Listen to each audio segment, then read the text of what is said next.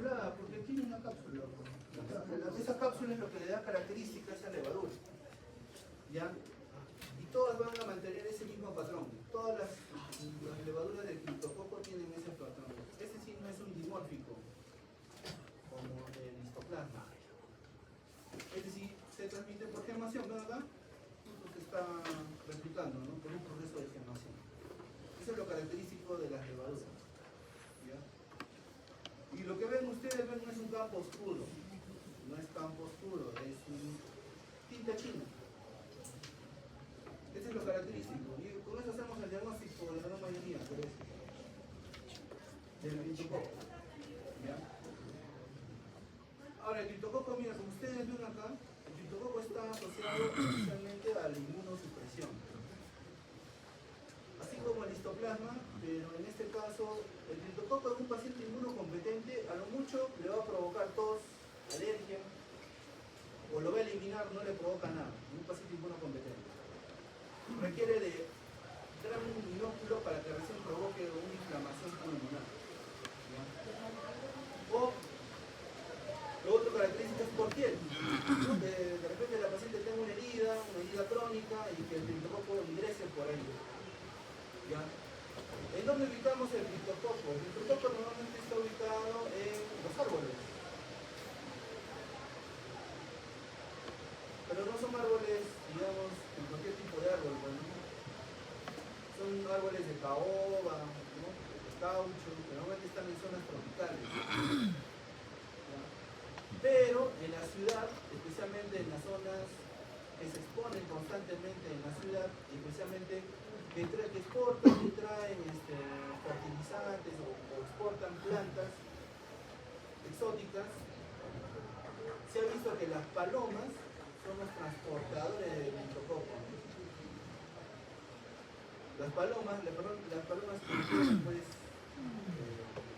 normalmente ingieren pues, semillas, ¿no? Hojas, ellas tienen el criptococo y son liberadas por sus heces. ¿Y cómo se liberan? A través de micelios. Esos micelios son inhalados por la persona y cuando ingresan por vía inhalatoria, vía respiratoria, pueden diseminarse sin que no hay ningún obstáculo. Por eso que acá les menciona, mira, todas las personas que tienen riesgo a infección por criptococo, pacientes con terapia de inmunosupresión, o sea, ¿qué quiere decir? Por terapia crónica, pacientes que hayan recibido trasplante de órganos, pacientes con desórdenes tipo proliferativos, pacientes con leucemia, linfoma, personas que sufren de sarcoidosis, de depósito, personas que reciben terapia biológica, ¿no? Como el TNRC, el insulina, que son de terapia, son bloqueadores específicos de receptores dentro del proceso inmunológico. También pacientes que tienen linfopenia, los HPLV, por ejemplo. El HPLV es una infección por virus linfotrópico humano, pueden provocar linfopenia en algunos pacientes. Pero los adultos mayores, no hay adultos mayores que hacen linfopenia crónica. También pacientes que tienen problemas renales, enfermedades hepáticas, crónicas. Y acá lo interesante es que el más frecuente es VIH. Pacientes con estadio avanzado. Ellos desarrollan lo que nosotros llamamos el cuadro diseminado o los cuadros de hepatotóxica, ¿no? Que son los cuadros muy severos, ¿no? Que le pueden llevar a la muerte al paciente.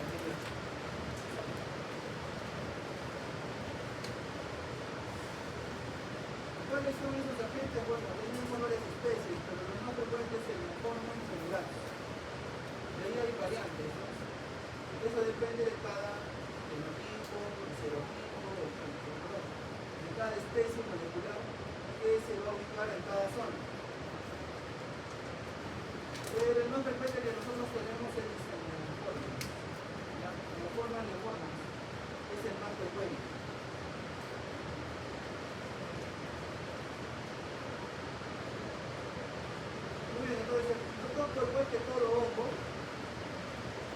ingresa por el alveolo, pasa la barrera del alveolo, el macrófago prácticamente es como un vehículo nada más, ingresa a la parte del intersticio, de los vasos sanguíneos, luego de ahí es derivado a otras zonas, puede irse por vía sanguínea a cualquier zona, al cerebro, al corazón, puede irse al hígado, intestino, cualquier zona se puede derivar el computador. Pero si digamos tenemos un buen sistema inmunológico, el macrófago debe engullirlo y eliminarlo, ¿no? Pero ¿qué sucede en estas personas que tienen ese problema de la inmunosupresión?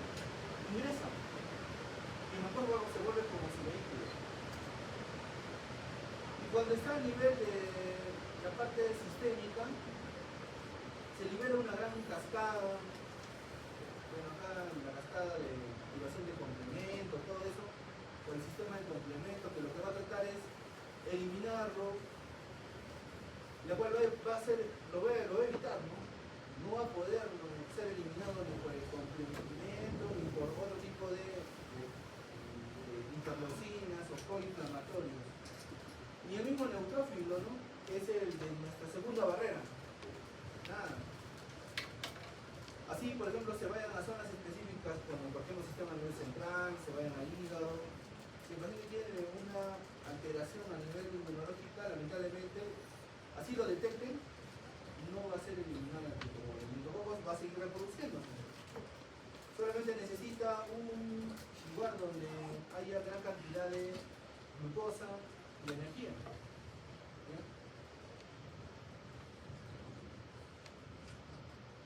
¿Y lo más peligroso cuál es? Que se vaya al sistema nervioso central. Ese es lo más peligroso. O sea, que invade el sistema nervioso central y que ahí se reproduzca, es lo más peligroso. Preferiblemente es que esté en la piel o en el pulmón, porque se puede tratar con mayor facilidad y tiene un buen pronóstico. Pero los pacientes que hacen a nivel del sistema nervioso central esa infección por micrococo tienen mal pronóstico. Y lamentablemente son todos esos pacientes que les he mencionado a la cabeza, los pacientes con VIH. Muy bien, ¿en qué consiste el tratamiento?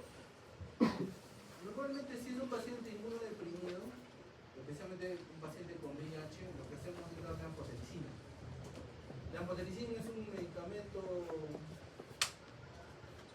antifúngico que cubre gran cantidad de hongos, no solamente histoplasma, cubre cripto también. Obviamente utilizamos como un periodo que le llaman acá periodo de inducción, eso le llaman periodo de inducción, donde lo que va a hacer esta amphotericina es matar la mayor cantidad de hongos que se han diseminado a nivel del sistema nervioso central y sanguíneo. ¿Ya? Luego existe una etapa que se llama la etapa de consolidación. Esa etapa de consolidación sirve para aquellos hongos que todavía están en el cuerpo y todavía pueden reproducirse, sean eliminados también. A eso le vamos a llamar la fase de consolidación. Y acá ya no utilizamos anfetoricina B, utilizamos fluconazol a altas dosis. ¿Ya?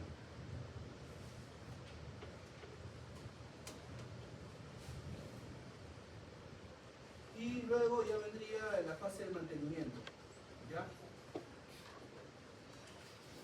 En la cual en la fase de mantenimiento solamente utilizamos fluconazol a bajas dosis de 200 o 150 y solamente ¿para qué? Para evitar que el paciente recaiga, ¿no? Que tenga alguna recaída. Y eso es muy variable. En los pacientes con VIH puede durar más de un año el tratamiento de mantenimiento o la fase de mantenimiento. ¿De qué va a depender? De su CD4. En el resto sí le puede dar hasta un año, valorando ¿qué? La parte clínica, pues, ¿no? Si el paciente todavía presenta síntomas, signos, si de repente sigue haciendo fiebre, si el paciente sigue con un cuadro de persistencia de síntomas, obviamente le das hasta por un año de tratamiento.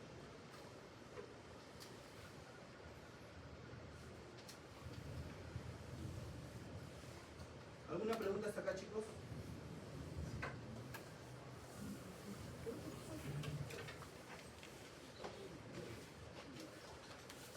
La aspergilosis. El aspergilo, como ustedes ven acá, es un hongo filamentoso.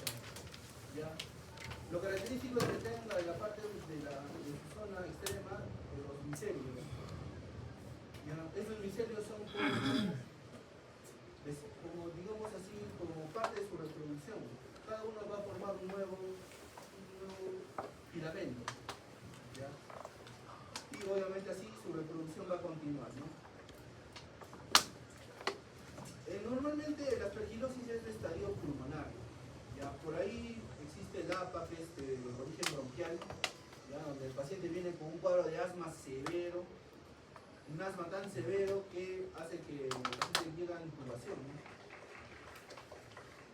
Pero eso solamente es muy raro encontrarlo, ¿no? Eso se produce por el efecto de la acción, de la hipersensibilidad, ¿no? Que hace los bronquios hacia el agente.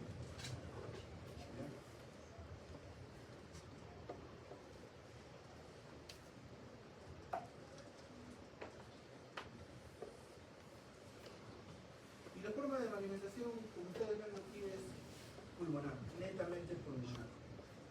Por ahí puede ser cuadros invasivos, sí, pero es muy raro, ¿no? Se ha visto estos cuadros invasivos en pacientes con neutropenias, por ejemplo, neutropenias severas, pacientes que han recibido trasplante de médula, ¿no?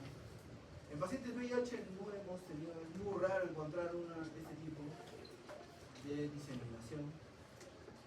Lo que sí, lo característico es un paciente con secuela. O sea, por ejemplo, un paciente que sufre un niño, por ejemplo, con fibrosis quística, ¿no? Y luego tiene contacto, de repente se va de viaje, todo eso, tiene contacto en el aire, porque se transmite rápidamente en el aire, en la humedad, y no requiere de un reservorio específico. No solamente puede estar en las palomas, puede estar en cualquier persona. Una persona puede estar ahí teniendo acá aspergilos en su piel microscópicamente y no se da cuenta. Se transmite con tal facilidad que por eso que los pacientes con asma, por ejemplo, que tienen fibrosis, que tienen problemas pulmonares seculares, especialmente, por ejemplo, los pacientes con TB, por ejemplo. Un paciente con TB pulmonar que le da una bronquiectasia, por ejemplo, una dilatación. Entonces se acumula, se mete ahí en el aspergillus y forma ahí una tabicación. Se la vista y forma una cavidad. Eso es lo característico de la aspergilosis. La aspergilosis invade pulmones seculares, invade a personas con inmunosupresión, las cuales les he mencionado. En VIH es muy raro, pero por ahí sí hay un par de casos reportados. Pero normalmente se da en niños con neutropenia, se da en adultos mayores que tienen una caída rápida del sistema inmunológico, pacientes con secuelas pulmonares, por ejemplo las que les he mencionado, niños con fibrosis quística, adultos con tuberculosis, con secuela de tuberculosis, en ellos se les da lo que es la pulmonar. Y ya bueno, ahí pueden tener pues invasivas, semi-invasivas, de acuerdo a lo que tú visualizas en la imagen, ¿no?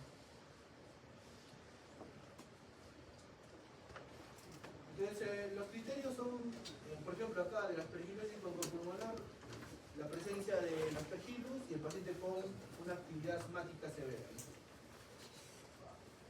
Pulmonar, bueno, la presencia del aspergillus, bueno, le haces un lavado bronquial velar y sale esto del cultivo. Y en caso de invasivas, cuando se ve en sangre, ¿no? Ya para eso ya requiere pedirle hemocultivos, mielocultivos, o en caso ya, acá por ejemplo está indicado el galactomanano sérico, ¿no? Acá sí, indicado por alta sospecha. Y bueno, estos son los test de sensibilidad de acuerdo a la gente que sería la aspergillus. En todo se utiliza, acá por ejemplo se utiliza corticoides, obviamente no por el asma. Pero en el resto, como por ejemplo, acá la pulmonar, la invasiva, se utiliza el voriconazol, que es el tratamiento de elección para aspergillus. Pregunta examen, ¿no? ¿Cuál es el antipúngico, ¿ya?, de los azoles que se utilizan para aspergillus? El voriconazol. En segunda opción, utiliza buconazol. buconación. Y obviamente el aspergilloma, que es una forma de bula que se forma dentro de como un hongo metido ya dentro del pulmón, acá sí ya es quirúrgico. Acá sí es quirúrgico. Es el único que en la cual entran a sala y lo tienen que hacer una lobectomía, ¿no?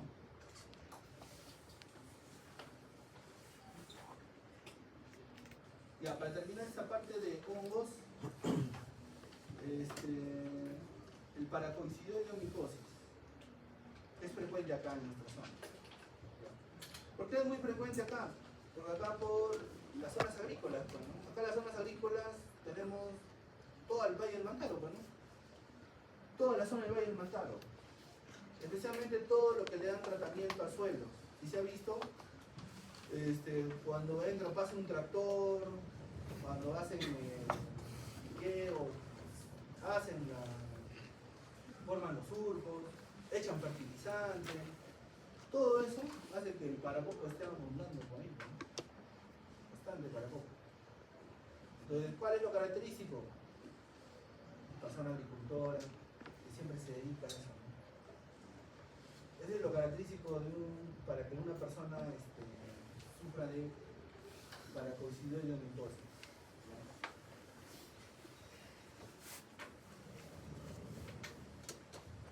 Entonces, como ustedes ven acá, la forma de presentación no es característico del histoplasma, ¿no?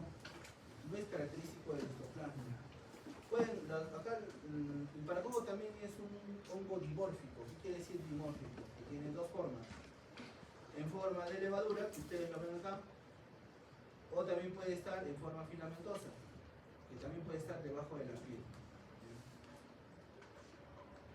Y como ustedes ven acá, lo característico a comparación del histoplasma es que tú veas a la levadura en proceso de gemación. Y eso es lo que va a dar el signo del timón de barco. Signo del timón de barco. O algunos, si es que lo ven nada más con dos bolitas acá, dos bolitas acá, dicen el signo del Mickey Mouse. El signo del Mickey Mouse. Entonces, como les mencionaba, ¿no?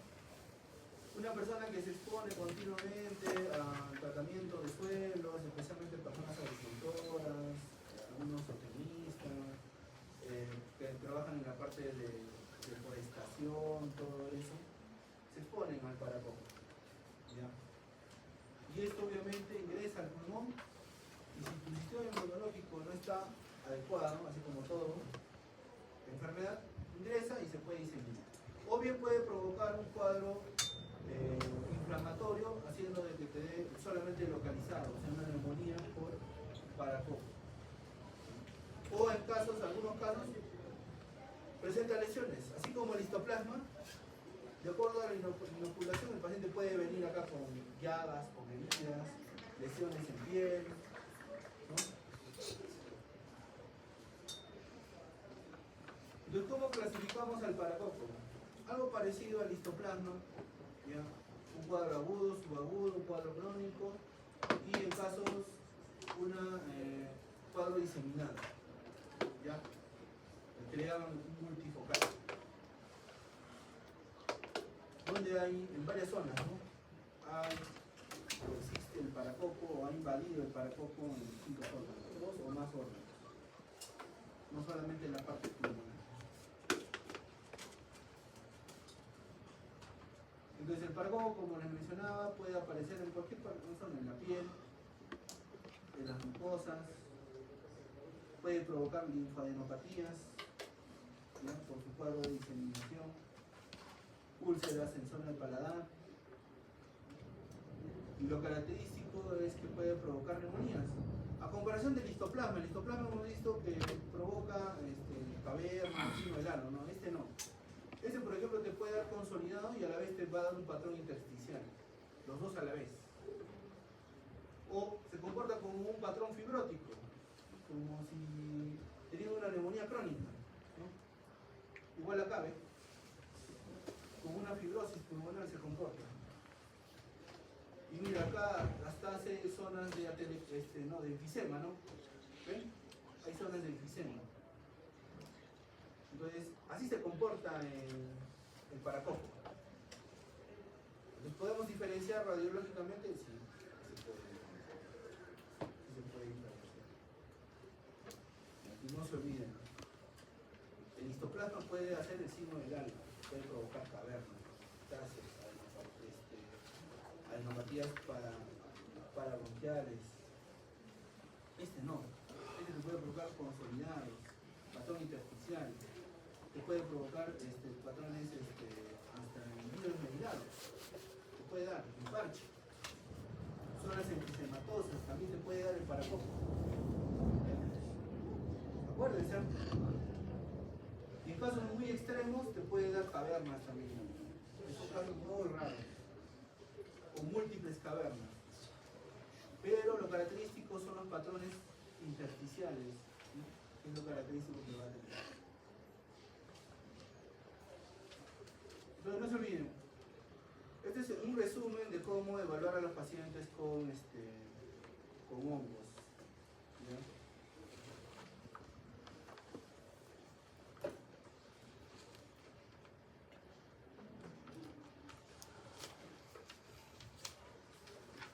Entonces, haces la evaluación clínica, ves el historial de si viajó a zonas endémicas o está en una zona endémica.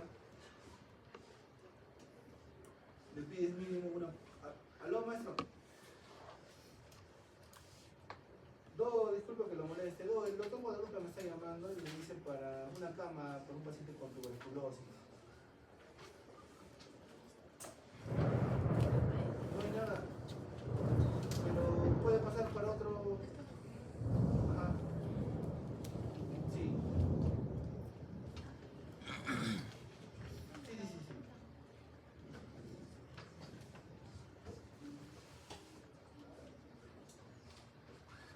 Varón, eso. El doctor Guadalupe me dice que sí ha salido, tiene vaciloscopía positiva. Ya, te voy a decir. Ya. No, es que el doctor me ha llamado y me está pidiendo ese favor. Pensaba que yo estaba de turno. Ya más. Gracias.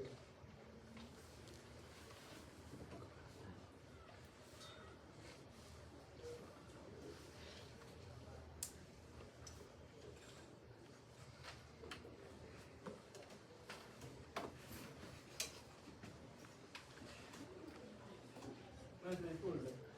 El otro grupo me dice que para mí sí hay una cama disponible, pero me dice que sí es vaciloscopía positiva.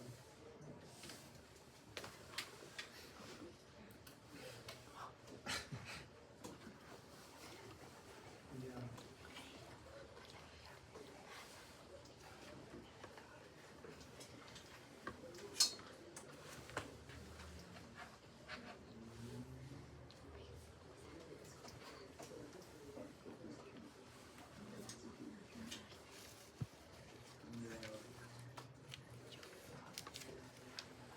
El problema es que ahorita me informa el doctor un grupo que no hay cama.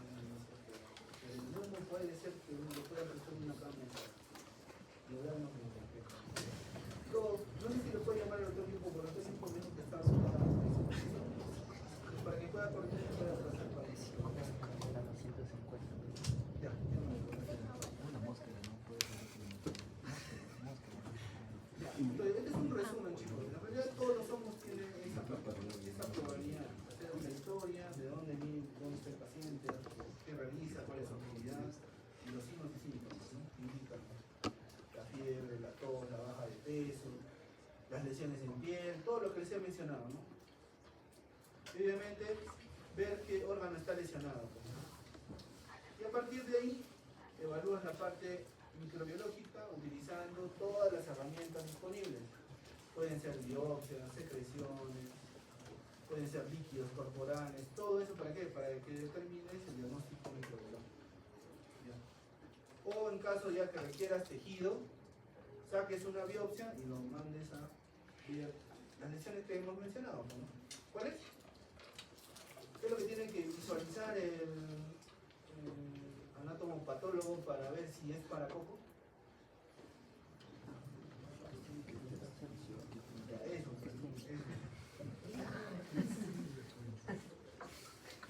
Muy bien. Entonces, no se olviden, existe igual, pero no, todos los hongos ingresan, la gran mayoría por vía respiratoria.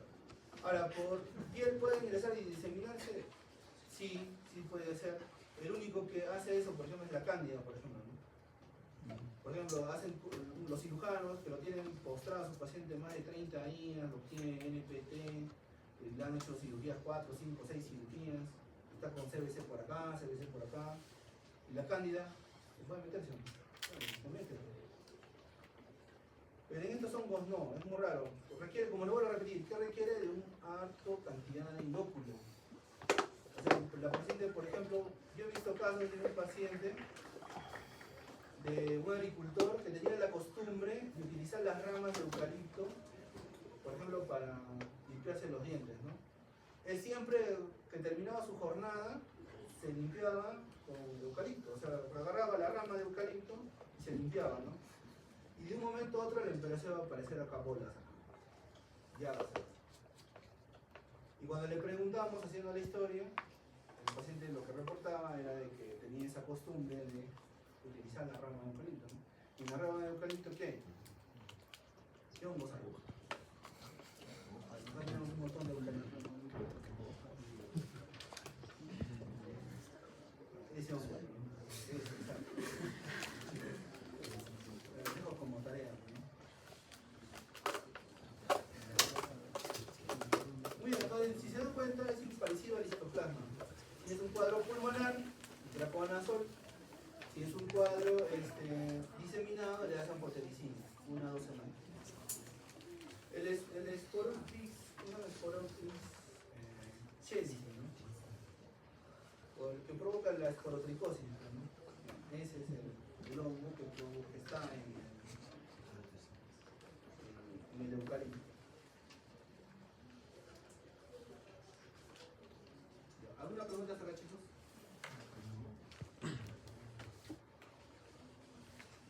¿Ninguna? El otro es la candidiasis. Bueno, eso también, hablar de cándida es un tema también aparte, es grande, chicos. Solamente quiero que sepan, eso no les voy a preguntar de nada. Pero mínimo tienen que saber que la cándida requiere de múltiples factores para que una persona se infecte. O sea, no estoy hablando de la cándida que, por ejemplo, que se puede provocar en pacientes con, por ejemplo, en las mujeres, ¿no? Puede dar vaginitis, por ejemplo, por cándida, que es una infección muy frecuente en mujeres, ¿no? En caso de varones, por ejemplo, en cuadros de inmunosupresión que hacen candidiasis oral, ¿no? O esofagitis. Ese tipo de candidiasis no es la que les iba a mencionar. Son las cándidas que normalmente se transmiten en zona intrahospitalaria. Personas que reciben, como les repetí anteriormente, ¿no? Pacientes con catéteres, con dispositivos invasivos, pacientes con NPT. Eso es lo característico, ¿no? Y eso es lo que les quería mencionar. Que existen múltiples factores de riesgo para que una persona pueda desarrollar candidemia o candidiasis sistémica.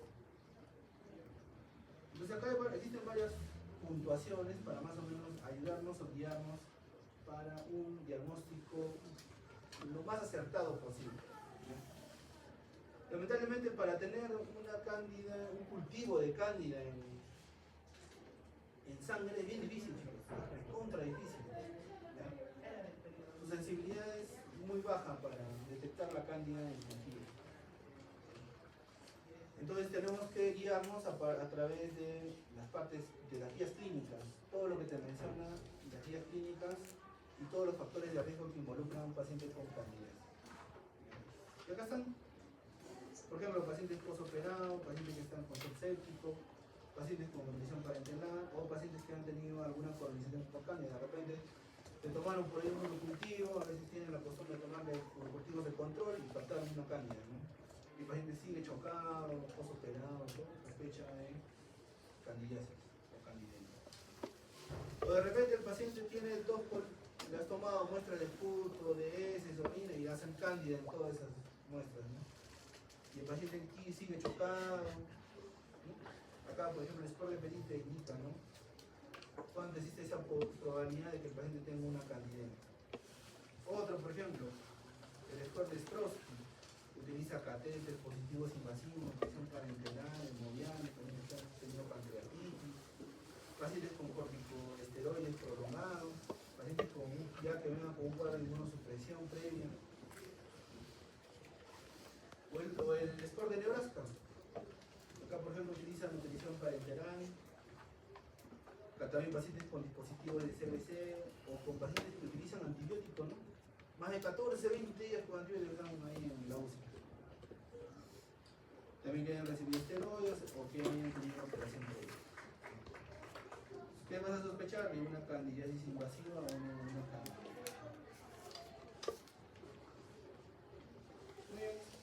Entonces, el hongo de la cándida es una levadura, igual que el criptococo.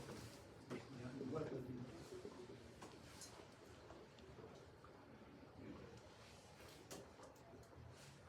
Empezamos con tiroidosis. Es un tema cortito, chicos.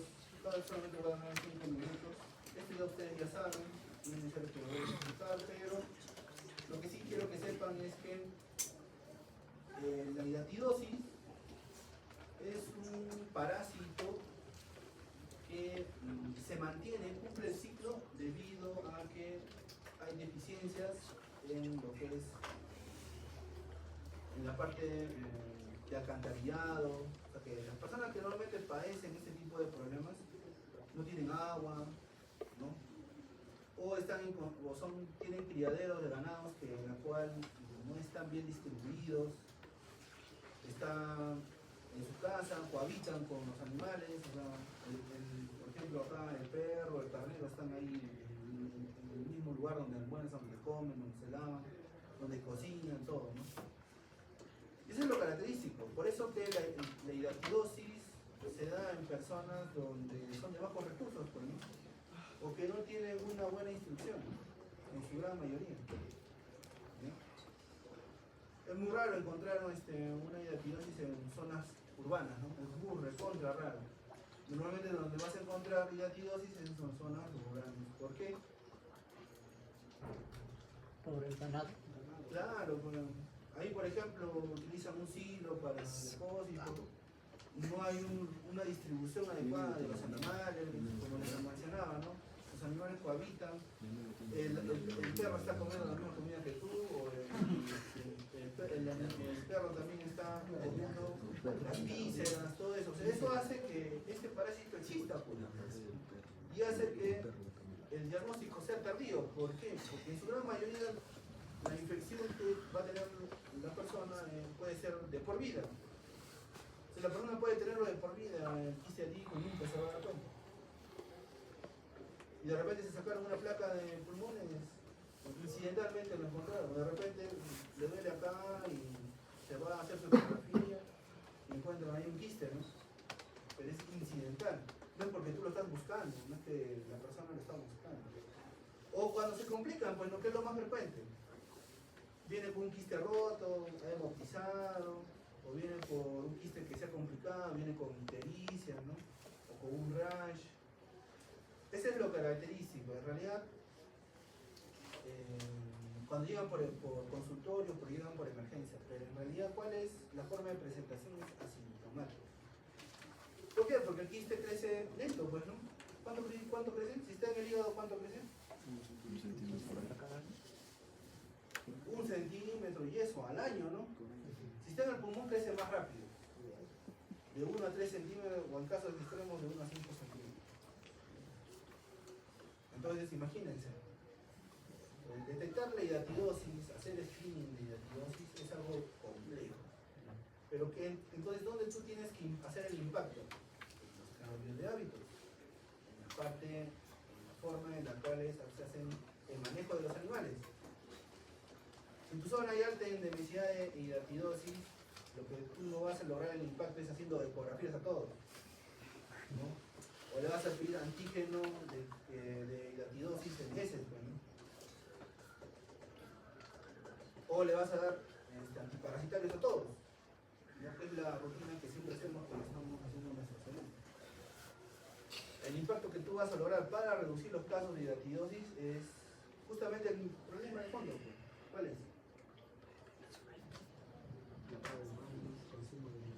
Claro, porque como les vuelvo a repetir, o sea, una persona infectada no necesariamente quiere decir que es una persona enferma. ¿Entienden? Tú puedes estar infectado ahorita, pero no desarrollas ningún síntoma. No estás enfermo. De repente, si, por ejemplo, es como te comiste tu chanchito ahí en Chupaca, te comiste tu lechón. Y te inoculaste con la tenia. Existe una probabilidad de que un 10%, digamos, todos hemos ido a comer, existe un 10% que desarrollen teniasis. Y de esos 10% existe un 20% que desarrollen cisticercosis. ¿Dónde existe mayor probabilidad de que desarrollen cisticercosis o que desarrollen teniasis? Entonces, ahí por ejemplo es mucho más complejo. ¿Por qué? Porque no necesariamente una persona con teniasis hace cisticercosis. En literatura dice sí, pues no, el ciclo dice sí, pues no. No, pero en la práctica no es así. Una persona con teniasis no va a desarrollar cisticercosis y viceversa. Una persona con cisticercosis no quiere decir que va a tener teniasis. ¿De qué depende? Depende de la especie de la Taenia soli y depende de tu sistema inmunológico. Entonces, de ahí la gran importancia de que cada uno tiene una clínica distinta, cada uno tiene una forma distinta. No todos somos iguales, ¿ya? Hablando de la parte del sistema inmunológico, no todas se comportan igual, ¿ya? Entonces, cuando hablamos de hidatidosis, es más sencillo a comparación de la teniasis, por ejemplo. Es mucho más sencillo. Porque acá ya sabemos quién es el portador. Y acá ya sabemos quién es el huésped intermedio. Y acá ya sabemos quién es el que tiene la forma adulta. Portarlo es más sencillo. Lo único nada que le tienes que enseñar a la persona es cómo tiene que cuidar a los animales. ¿No? ¿Sí o no? Y así te vas a evitar los casos de hidatidosis. Que tu paciente llegue por emergencia y que tenga hidatidosis, ¿no?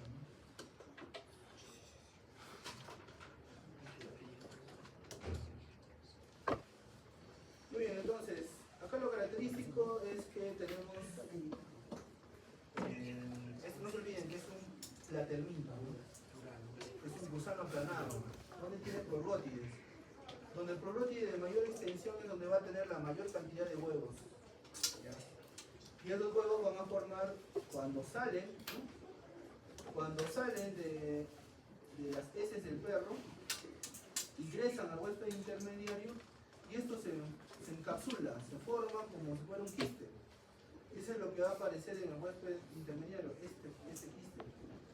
Dentro de ese quiste están capas. Esas capas lo van a mantener vivo por muchos años. ¿Cuántos años? Yo he visto, bueno, que se ha reportado, puede durar hasta más de 10 años.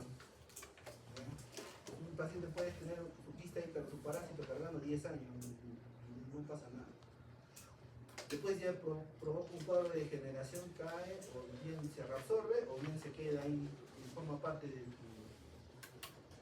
tu estructura. Y de repente cuando falleces y te hacen la... Pueden ganar, yo he tenido acá infectado. Pero en las personas que se complican, que son susceptibles, desarrollan los signos y síntomas que ya les he mencionado, se liberan estas vesículas y se diseminan, pues. Se pueden diseminar a varias partes.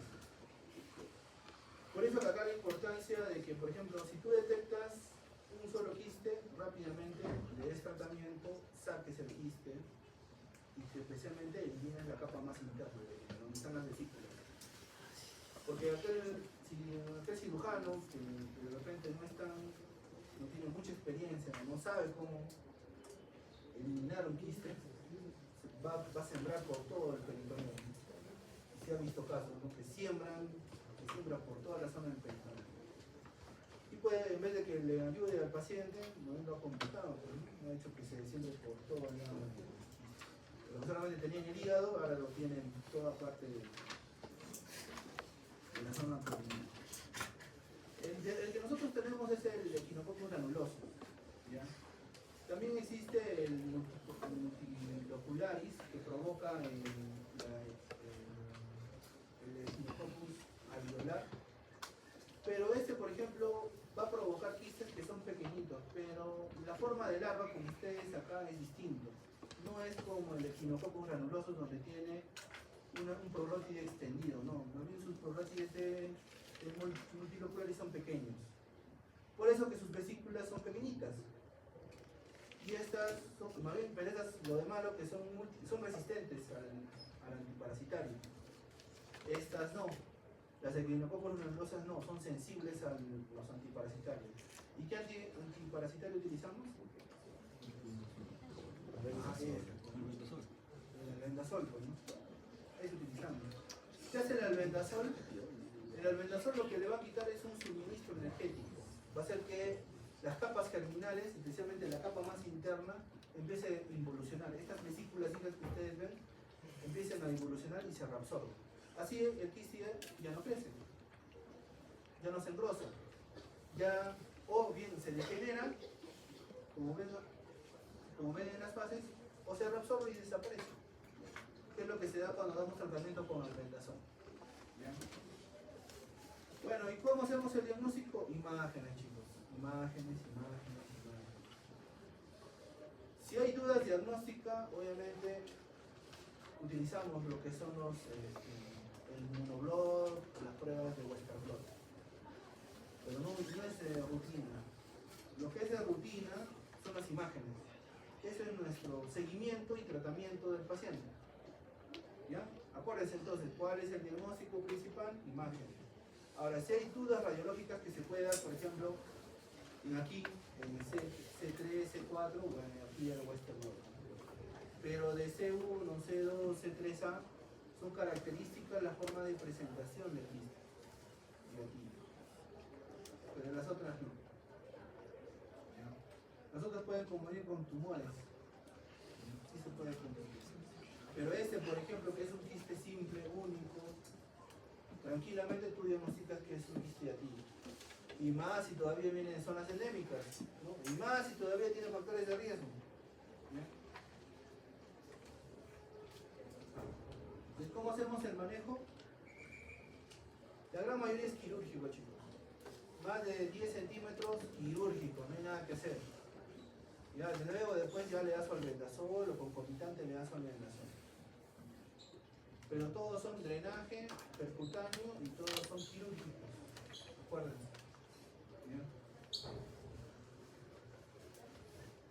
¿Alguna pregunta, Salud?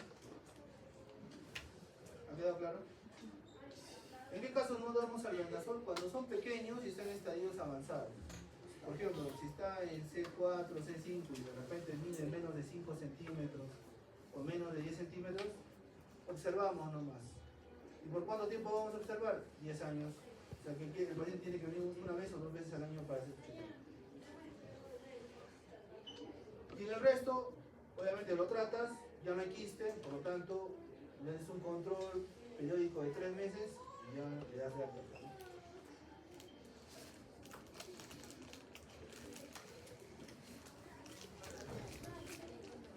Hablemos ahora sí de mordeduras en animales. ¿Cuánto tiempo nos queda? ¿Cuánto tiempo nos queda? 8 minutos. Redondea la tiempo.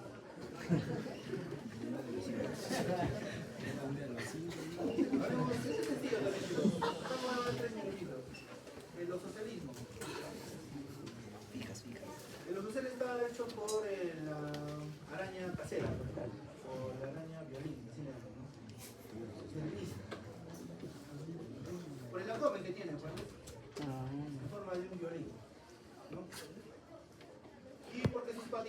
bien delgadas.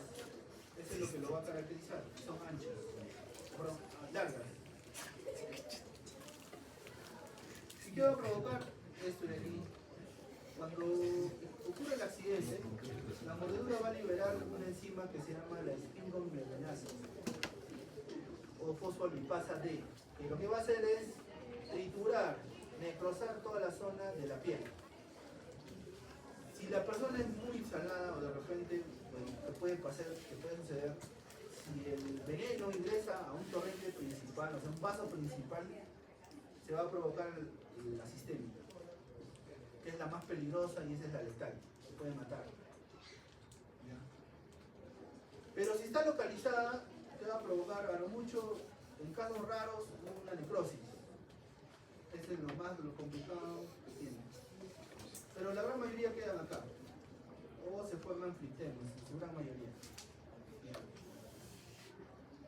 ¿Y qué es lo que hacemos acá? Manejo del dolor, hidratación, verificamos que el paciente no haya hecho ninguna alteración de coagulación o que haya hecho problemas renales. ¿Ya? Y solamente lo vigilamos. En caso vemos signos de, por ejemplo, el paciente empieza a hacer fiebre, o el dolor aumenta, o el edema aumenta, le damos antiinflamatorios. Por si acaso, chicos, no le damos corticoides, ¿no? No se brinda corticoides. Antiinflamatorios me refiero a las COX, pues, ¿no? Los inhibidores de la COX. ¿Ya? Si tú le das corticoide, el riesgo de que esto se complique es altísimo. ¿Ya? Doctor, ¿y el antídoto? El antídoto tampoco te ayuda mucho. El antídoto acá, por ejemplo, no está recomendado 100%. A menos que sea un sistémico. Si está sistémico, sí, te garanticen algo utilizar. Pero en casos de cutáneos, que te vengan así nada más, no.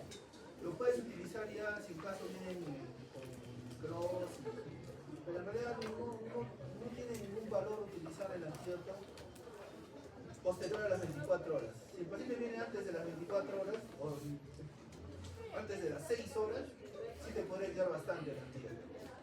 Pero pasada las 6, 12, 24, mentira, no sirve para nada. Y la gran mayoría viene así, pues. ¿Por qué? Porque justamente la placa libeloide, que es una placa así, es una zona eritematosa donde tú vas a ver, se va a formar dentro de las 12 a 24 horas. Por eso que el paciente recién llega ahí, ¿no? Porque el paciente no le provoca dolor, comezón al inicio no vas a estar con comezón, así. ¿Y cuál es lo característico? Por ejemplo, tú estás en tu cuarto, estás cambiándote todo, te pones una ropa que de repente nunca has usado, te pones ahí y sientes un piquete, ¡pac! Sientes un piquete. Te rascas un ratito y te vas a hacer tus cosas. Vuelves en la tarde, te sacas tu ropa y ves que todo está ropa así. ¿Qué ha pasado acá, no? Te rascas, y no te decía que está rojo ya. Ahí recién te das cuenta que se ha formado acá una placa. Esa placa es la placa liberal. Ya cuando se necrosa, porque ya pasó más de las 48, 72 horas. Entonces no se olviden, tenemos la cutánea y la visceral. Esta es la menos frecuente, perdón, esta es la menos frecuente y esta es la más frecuente. Y el tratamiento solamente es utilizar antibióticos en caso se infecte o antiinflamatorios en caso lo requiera para el manejo del dolor. Nada más. Y como luego decir, el antídoto, bueno, si lo tienes, úsalo, pero utilízalo. Pero no te garantiza 100% que el paciente no va a hacer dosis ni que pueda hacer placa libre.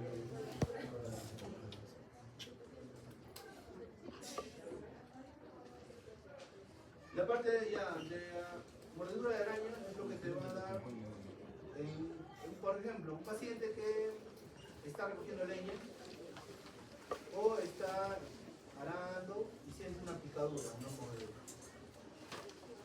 Acá sí, al contrario de la araña que provoca los oceles, el paciente inmediatamente lo que va a sentir es un dolor intenso, a comparación de una mordedura por loxosel, que tú lo sientes y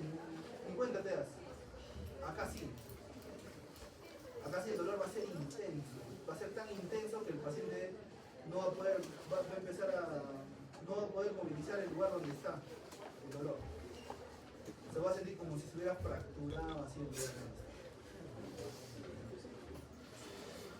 Eso es lo más característico, y el paciente pasado 6 horas va a empezar a tener taquicardia, sudoración, va a tener síntomas adrenérgicos. Esto se debe, ¿por qué? Por la neurotoxina que tiene, ¿no? Que bloquea a los receptores muscarínicos y hace prevalecer los receptores adrenérgicos. Entonces el paciente empieza a tener pues diaforesis, sudoración, dolor, agitación, dolor de pecho, un cuadro de ansiedad, se siente ahogado, ¿no? Y hace cuadros de hipertensión. En casos extremos el paciente hace retención de orina. O sea que el paciente no puede orinar. Usted dice, doctora, no orino. Y aparte está el dolor, ¿no? Donde ha provocado la lesión, la mordedura. Y eso es lo característico. Acá el antídoto te ayuda, sí te ayuda. Ya te da un 50% de beneficio que el paciente saque. Pero no es 100% garantizado. Así que el paciente, si no tiene síntomas adrenérgicos, lo evalúas 24 horas, le das de alta. Pero si ya tiene signos y síntomas sistémicos, se hospitaliza. Hasta si el paciente ya tiene compromiso cardíaco, se va a monitoreo. Y se utiliza lo que nosotros llamamos el neostigmine. ¿Qué es la neostigmine?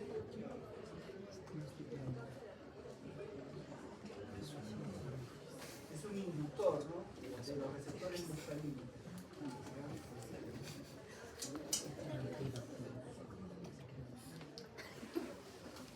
No se olviden, acá sí el antídoto sí te ayuda, comparación del antídoto antiloxacénico.